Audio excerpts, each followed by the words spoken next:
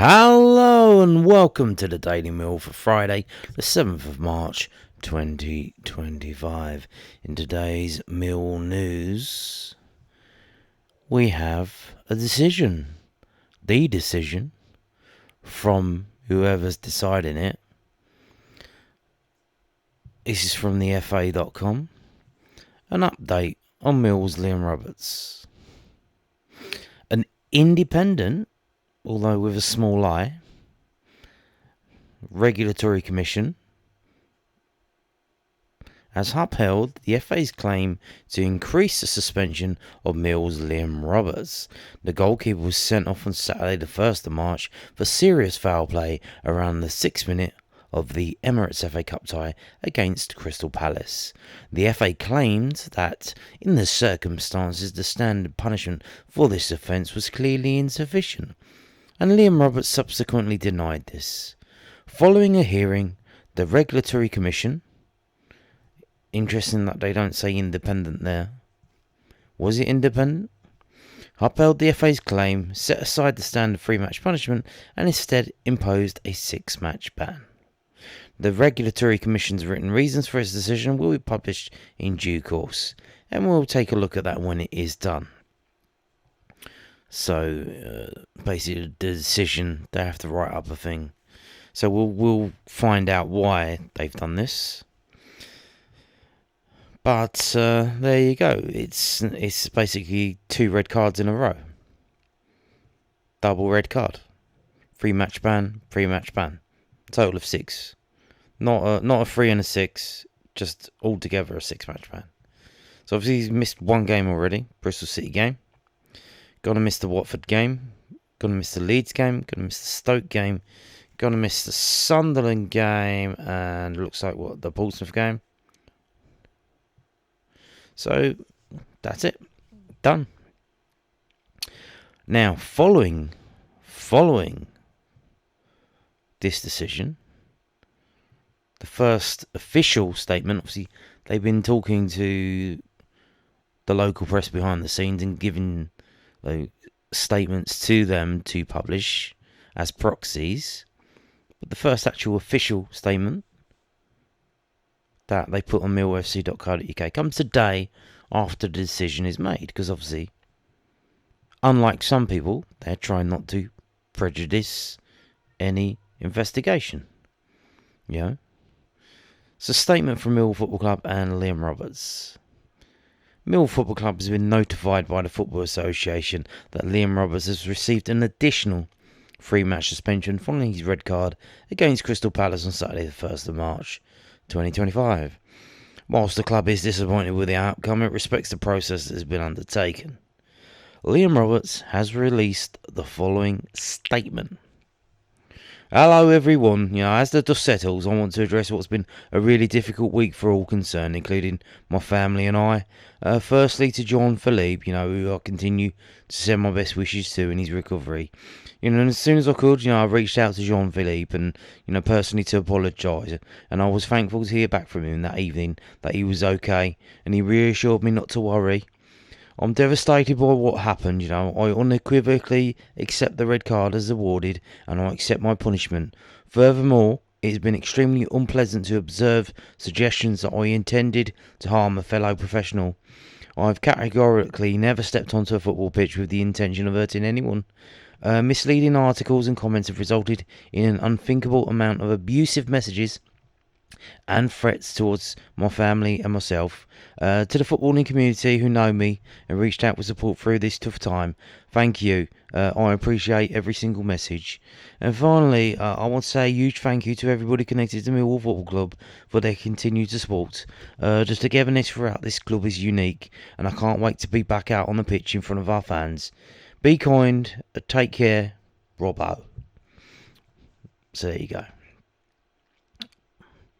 So like I said, behind the scenes, obviously the reason why Millwall got upset, and they haven't published any of these messages that they've been receiving, behind the scenes they would have been getting DMs and private messages on Facebook, on Twitter, on X, from fucking weirdos, saying all kinds of vile stuff. This is what's going on behind the scenes. You know? Now, funnily enough, today is the day that Crystal Palace decided to put up a little update about their injured striker who could have died. He's coming back at the end of the month. So the headline's very misleading. End of the month. Crystal Palace boss Oliver Glasner says Jean-Philippe Mateta is recovering well after being carried off with a head injury during last Saturday's FA Cup win over Millwall. Well, I guess it is kind of a head injury if you understand that the ears are on your head. Technically, it's a head injury. If you cut your ear, you've got a head injury. The French striker, 27, needed 25 stitches. Where did he need the stitches? Why don't they say where he needed the stitches? After being kicked in the head. Well, he wasn't kicked in the head. Was he? It was a clattering.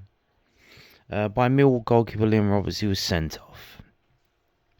Mateta will miss Saturday's home Premier League game with Ipswich, but Glasner hopes he will be able to play after the international break, which runs from the 17th to the 25th of March, and during which Palace will have a warm weather training camp in Marbella. Mateta is doing well, on Friday, said Glasner on Friday. He is at home and recovering well. He has no fractures or concussion, and healing from a huge wound is going as we expected. He will go to Marbella with us next week, and he will be training individually. If everyone goes as we wish, he'll be available against Fulham. We lose JP for this game, and we can't play him tomorrow, but it's not too bad. So here we go. They wait until the decision has been made, and then they spill the beans. Oh, he's fine. He's absolutely fine. He's going away next week to Spain with them to train, although he won't be playing in any training matches or friendly matches. He's just doing individual training work. He had no fractures or concussions, which you could see. We knew that. I knew that, and I told you. But they made out that he did get a concussion because they said they insinuated it by saying, he was given oxygen. So there you go. He's missing one game. Then there's the international break. And then after the international break is the FA Cup quarter final. So, and you see how snide it is that they wait until today. Because obviously they're trying to stitch up Roberts. They could have said this before today, but then obviously that would have had an impact on the hearing. So they wait until the hearing's done, and then they say, he's fine, he's going out to Spain with us, next week. Obviously, he's not going to be playing in any games, but, he's still coming with us. He wasn't concussed, by the way. What a fucking bunch of snide cunts. Absolutely fucking disgusting. Now, moving on to this. Ryan Leonard. He's given an interview statement to the South London Press, londonnewsonline.co.uk. Obviously, his contract has been extended. It's been triggered. I love the football club. Millwall defender Ryan Leonard on triggering contract extension. Ryan Leonard has thanked Millwall hierarchy for including a contract extension clause after triggering another 12 months on the Den payroll. The 32-year-old, currently sidelined 2 tears in his calf muscle, had been due to be a free agent at the end of June, but went past the appearance threshold needed to activate fresh terms. Again, this is weird because obviously that must have been done earlier in the season. So maybe it was optional in terms of who optioned it, us or them, us or him. And why was it announced now? Very weird. I don't know why. So we broke I guess the South London announced it. So, but then did someone tell them that they should announce it, or was it kind of leaked to them? I don't know. We broke the story. Not me, as in the South London Press, exclusively on our website earlier this week. It was after the 25 starts, I think, I triggered it. Leonard told the South London Press. It was nice to get it over the line and be here for another year, which I'm thrilled about. I love the football club. I've been here for a number of years now, and I understand the fan base. Leonard, signed from Sheffield United in August 2018, was rewarded with an improved deal last summer after a strong season which has seen him win the club's Player of the Year award.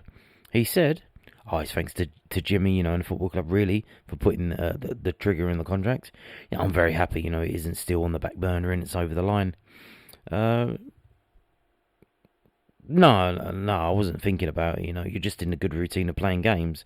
The last couple of years has been like that for me, which I've not had for a long time. This year, I got myself in the team. I was just really enjoying playing and not worrying about how many games I'd played and how my body was feeling. I was able to turn up every day and game and know my body could churn out the games. Leonard has not played since suffering his injury in a 2-2 draw against Cardiff on January 21st. It's progressing really well. When I first did it, it didn't feel great. It felt quite a big injury in the moment I did it. I think you can tell your own body whether it's going to be a good one or a bad one. And when I first did it, I was thinking, I'll be back out here this season. But we've had some good news from a few different specialists, and I've worked really hard with the physios, and I'm hoping to be back just after the international break. Fantastic. So, again, he's coming back at the same time as Mateta, it seems. I'm hoping, that I'll be back for the last month or 6 weeks of the season, all going well, which is really positive compared to the news I thought it was probably going to be when I first got injured. I've got 2 separate tears in my calf, quite significant ones, and it was in the Cardiff game. It was just after half time. I stepped back, then went to push off like you do 1,000 times in training and games, and just as I pushed off, I felt kind of like I got shot in the back of my leg, which was a weird sensation, and a weird pain. And you see with footballers that if you go down with no one around you, then it's never a good sign. And there was no one near me, and I knew straight away, it wasn't good. I've worked hard and I've got on top of it quite early. It's become quite a positive outlook when it could have been quite a negative one. It came from an annoying time. I hadn't missed a game up to that stage. I was enjoying my football and not worrying about anything to do with that. Injuries, they happen. It's part and parcel of the game. Because everybody's putting their bodies to the limit, and you're never ready for it or happy when it happens. It'd be nice to get a few games in before the end of the season to tick over into the summer. Indeed, and I would imagine maybe Alex Neil planning for the future, planning for next season. So we start to think about the game tomorrow. We're going to preview it. Watford boss, Mill do play a bit more direct than others. This is from southernnews.co.uk. They've got some few words from the opposition manager. Watford boss Tom Cleverley described Mill as a team who do play a bit more direct than others. The Hornets host the Lions tomorrow at 12:30pm and head into the fixture on a 3-game unbeaten streak, although they lost to league leaders Leeds United the game before. Mill lost their last league game 2-0 at home to Bristol City, but have been excellent on the road under Alex Neil, winning 4 out of their 7 away fixtures with the Scotsman at the helm. The last time the two sides met was the first game of the season, with the Hornets emerging 3-2 winners at the Den after a 90th minute goal by Mileta Rajovic. Cleverly expects the match to be a challenge. We did well in the Luton game against a direct style of play. I don't want to be disrespectful to Mill, as they've got some good ball players and match winners in their team, but they're a team who do play a bit more direct than others. I thought we stood up to it really well against Luton, and we'll be ready for that challenge. Considering we're a young group, we've got some good leaders out there. Okay, so the game, obviously early kickoff. You know what that means. It's on Sky Sports Plus. Or if you're around the world, it's on Millwall TV Match Pass. If you are in the USA, it is on Paramount Plus and CBS Sports Golazzo. So there's that. Now, this is from 11v11.com. It's the historical record of games between Watford and Millwall. I've sorted it for Watford versus Millwall games. It's very weird, this. Very, very weird. Very weird fixture. It's very streaky, like bacon. You can look at this. 4 wins in a row, a defeat, and then 5 draws in a row. And then look at this. 5 defeats in a row. Very, very streaky. Here we go. Look. 4 wins in a row. And then more recently, the 2010s has been an absolute horrendous. 2011, lost. 2011 lost. 2012, 0-0 draw. 4-0 defeat in 2013 Boxing Day. Ouch. 1st of November 2014, lost 3-1. 2021, lost 1-0. But more recently, Boxing Day 2022, hey, 2-0 win. 2023, last time we played there, October 2023, drew 2-2. So at the moment, we're on a 2-game unbeaten run there. After this horrendous run of lots of defeats, only broken up by 1 win and 1 draw. So, I mean, yeah, this is very weird fixture. Very weird fixture. Some heavy defeats as well. 1955, 5-3 loss, 4-2 loss. So it is a bit of a mixed bag, generally. Now, moving on to this from WhoScored.com more recently. Last 6 games, more recently.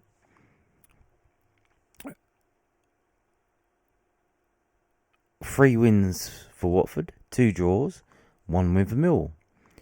10 goals for them, 5 goals for us, 11 yellow cards for them, 16 yellow cards for us, and a red card each. So it seems a feisty affair. A lot of yellow cards there. A lot of yellow cards.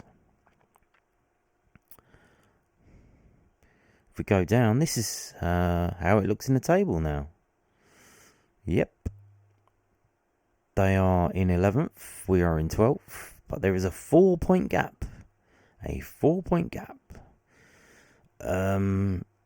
As was mentioned, after the Bristol City defeat, I think we need to win 9 of 11 games to get into the playoffs. Because obviously, in order to get in the playoffs, you need about 73, 75 points, 76 points.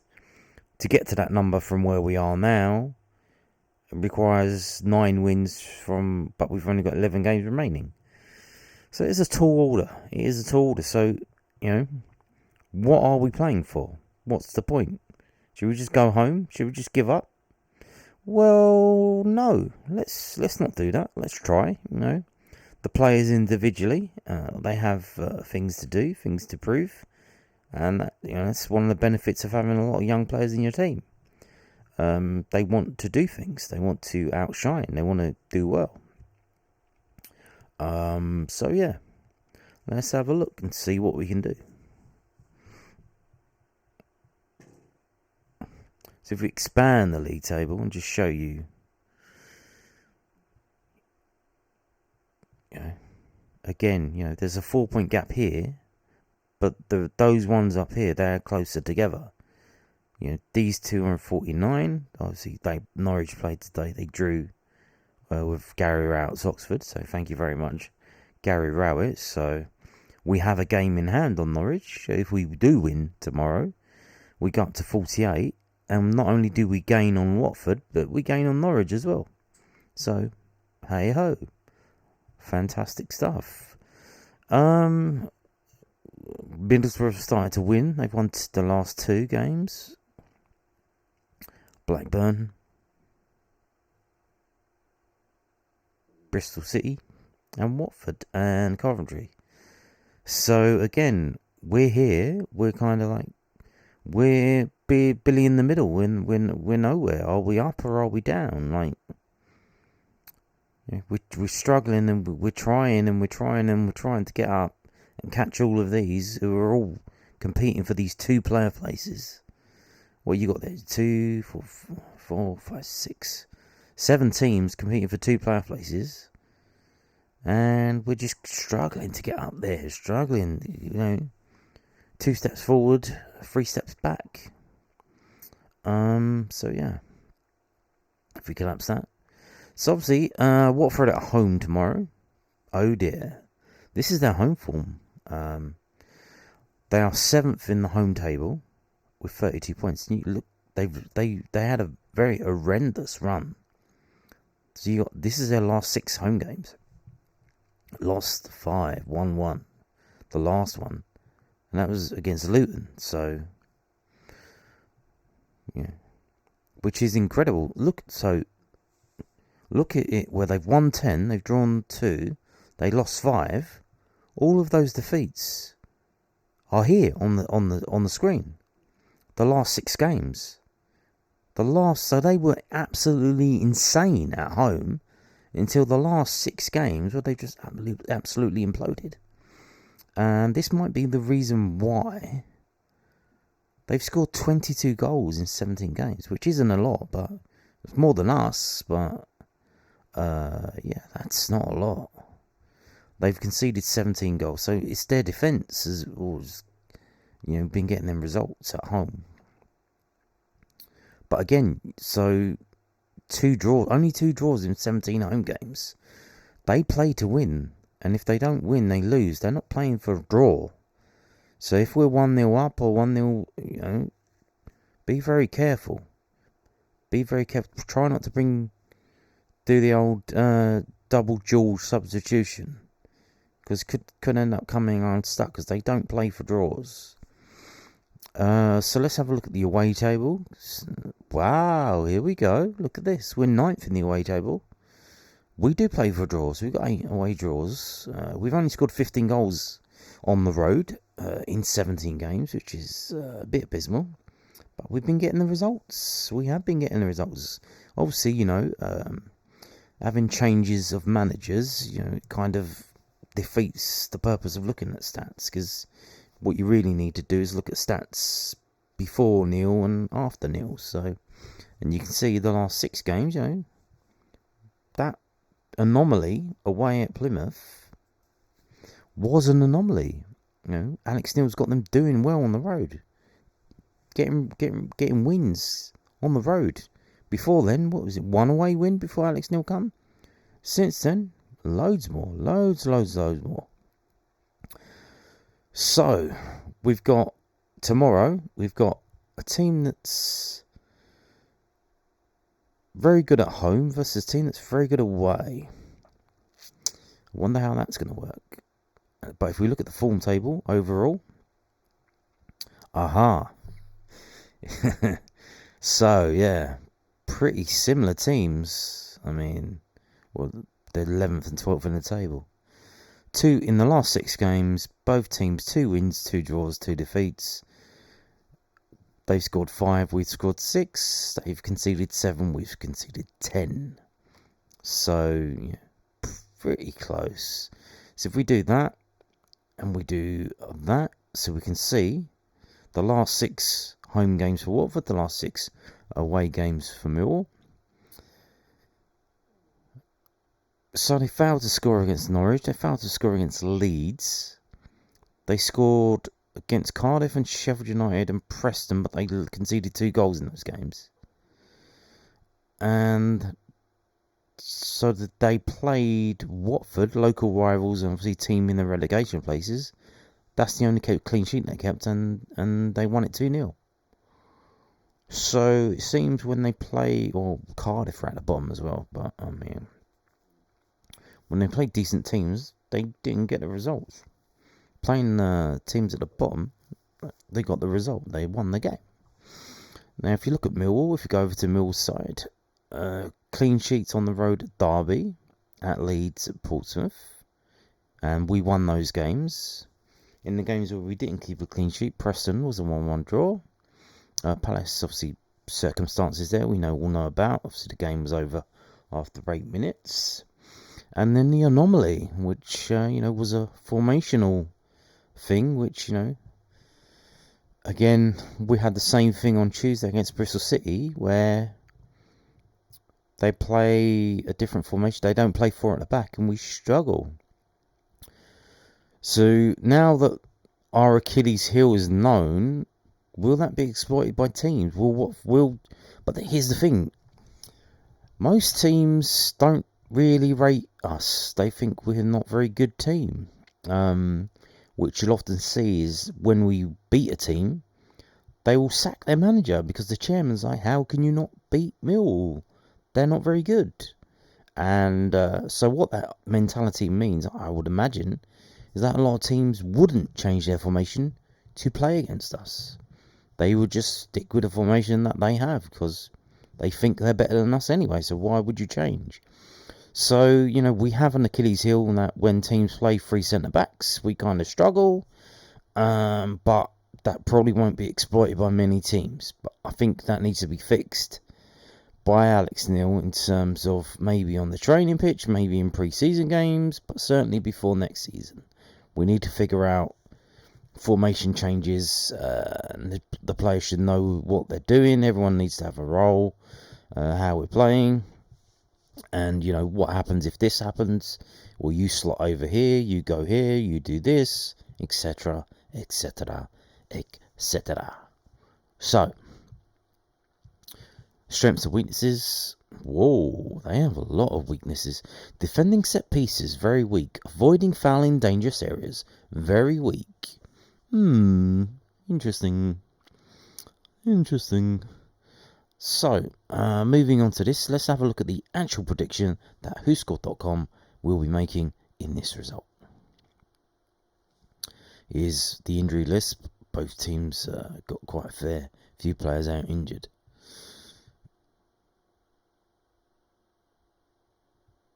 Match facts. There have been under 2.5 goals scored in 23 of Mill's last 28 games in the Championship.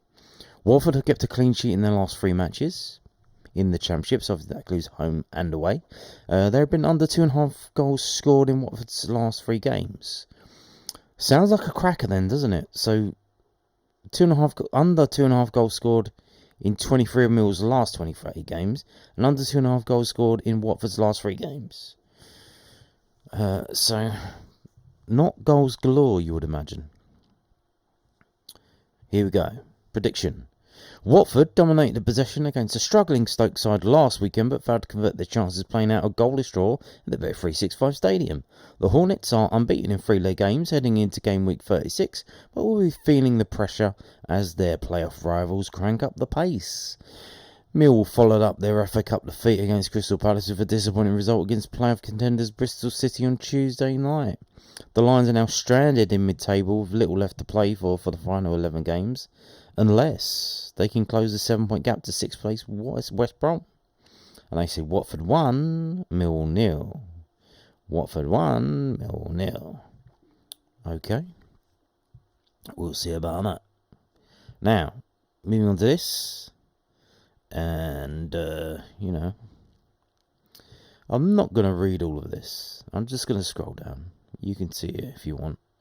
Just pause it and have a read. Or you can go to sportsmore.co.uk and click on Watford vs Mill preview.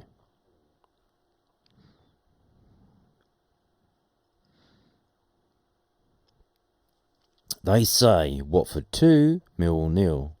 After winning 2 of their last 3 matches, Watford will be looking to collect 3 more points to aid their playoff bid, and we ultimately believe they will make full use of home advantage to see off Millwall in Saturday's home fixture. Okay. No, maybe. I don't know. Obviously, we are better away than we are at home. Obviously, very tired performance on Tuesday, which is no surprise. Big game on Saturday. And, played with 10 men for most of it. That wouldn't have helped. But this game, we'll see. I think there might be some enforced changes. We might see a Mako start. Obviously, Aziz might be out. Connolly, I want to see Connolly back in. Kundal, apart from scoring on his first game in, he's not really doing anything for me. And he's kind of a luxury player in a team, really. He's going missing. So, get Connolly back in and let him do some damage, because he can get on the ball and dribble towards them, and they don't like it. But I will say it's going to be Watford 0, Millwall 2. I'm going 2-0 to us. So, on that note, thank you for watching. And goodbye.